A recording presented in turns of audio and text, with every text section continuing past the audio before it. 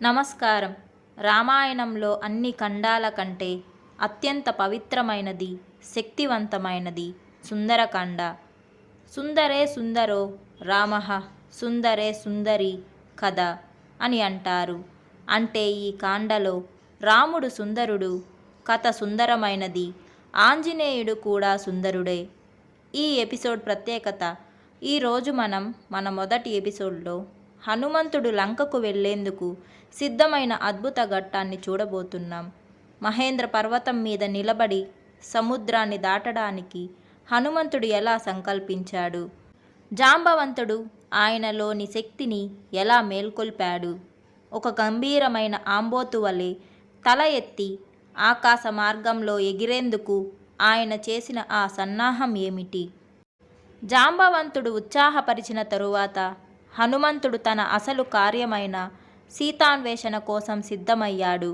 రావణుడు అపహరించుకుపోయిన సీతాదేవి జాడను కనుగొనడానికి దేవగాయకులు సంహరించే ఆకాశ మార్గంలో వెళ్ళాలని నిశ్చయించుకున్నాడు.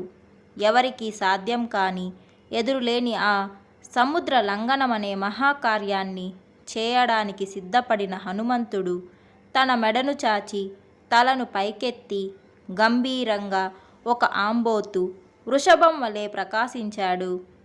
కిష్కింధకాండలో భగవంతునిలోని శుభగుణాల గురించి చెబితే, సుందరకాండలో ఆయనలోని సర్వ సంహారక శక్తి, శత్రువులను అణిచివేసే శక్తి గురించి వివరింపబడింది. ఒక ఉత్తమ దూత ఎలా ఉండాలి, ఒక పతివ్రత సీతమ్మ ఎలా ప్రవర్తిస్తుంది అనేది ఇందులో స్పష్టంగా కనిపిస్తుంది. హనుమంతుడిని ఇక్కడ ఒక ఆచార్యునిగా, గురువుగా పోల్చారు. విష్ణువును చేరడానికి ఆచార్యుడు ఎలా మార్గదర్శకం చేస్తారో రాముని దూతగా హనుమంతుడు అలా కనిపిస్తాడు. మనస్సులో గట్టి సంకల్పంతో బయలుదేరడమే కాకుండా శరీరంతో కూడా ఆ సాహసాన్ని ఎలా సాధించాలో ఇక్కడ వివరింపబడింది.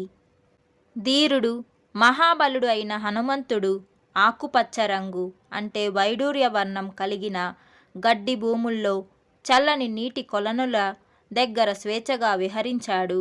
సింహంలా విజృంభించిన హనుమంతుని వేగానికి ఆయన రొమ్ము తగిలి పెద్ద పెద్ద చెట్లు కూలిపోయాయి.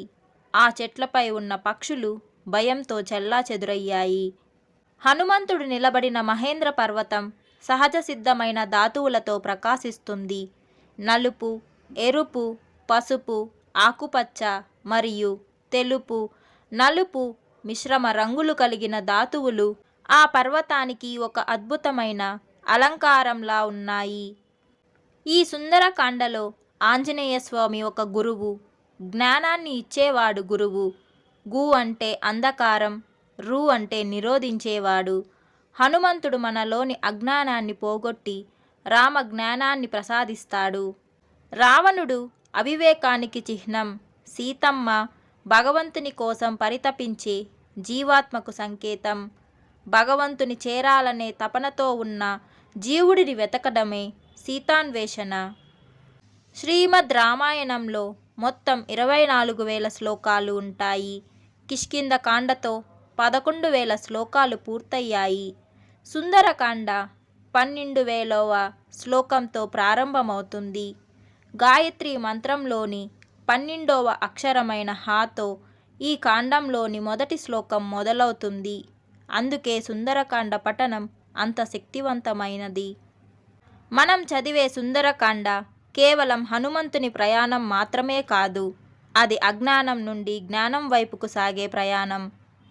ఆ మహేంద్ర పర్వతంపై కేవలం జంతువులే కాదు, కామరూపులైన, కోరిన రూపం ధరించగల యక్షులు, కిన్నెరలు, గంధర్వులు మరియు దేవ సమానులైన పన్నగులు అంటే సర్పాలు ఎంతో అందంగా అలంకరించుకొని విహరిస్తున్నాయి. శ్రేష్టమైన ఏనుగులు తిరిగే ఆ పర్వత శిఖరంపై నిలబడిన హనుమంతుడు ఒక మడుగులో ఉన్న ఏనుగులా ఎంతో గంభీరంగా ప్రకాశించాడు. తన విద్యా గురువైన సూర్యుడికి, దేవరాజైన మహేంద్రుడికి, తన తండ్రి వాయుదేవుడికి, సృష్టికర్త బ్రహ్మకు మరియు ఇతర భూతములకు భక్తితో ప్రణామం చేశాడు.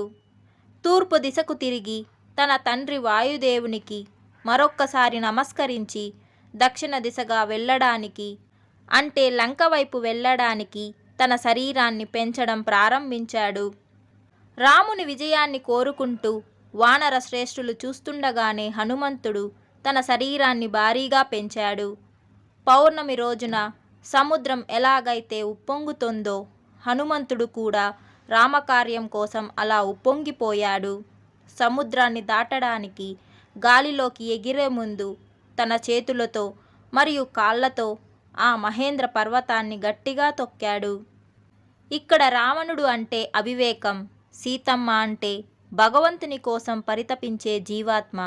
అజ్ఞానమనే సంసారంలో చిక్కుకున్న జీవాత్మను వెతికి పరమాత్మ రాముని చెంతకు చేర్చే బాధ్యతను గురువు హనుమంతుడు తీసుకున్నాడు.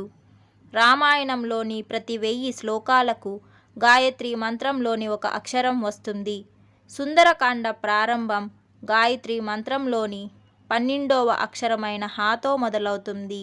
ఇది ఈ సుందరకాండ యొక్క పవిత్రతను తెలియజేస్తుంది. చూశారుగా హనుమంతుడు లంకకు బయలుదేరడానికి ఎలా సిద్ధమయ్యాడో. తర్వాతి భాగంలో సముద్రాన్ని దాటేటప్పుడు ఆయనకు ఎదురైన ఆటంకాలు, వాటిని ఆయన ఎలా అధిగమించాడో తెలుసుకుందాం. జై శ్రీరామ్.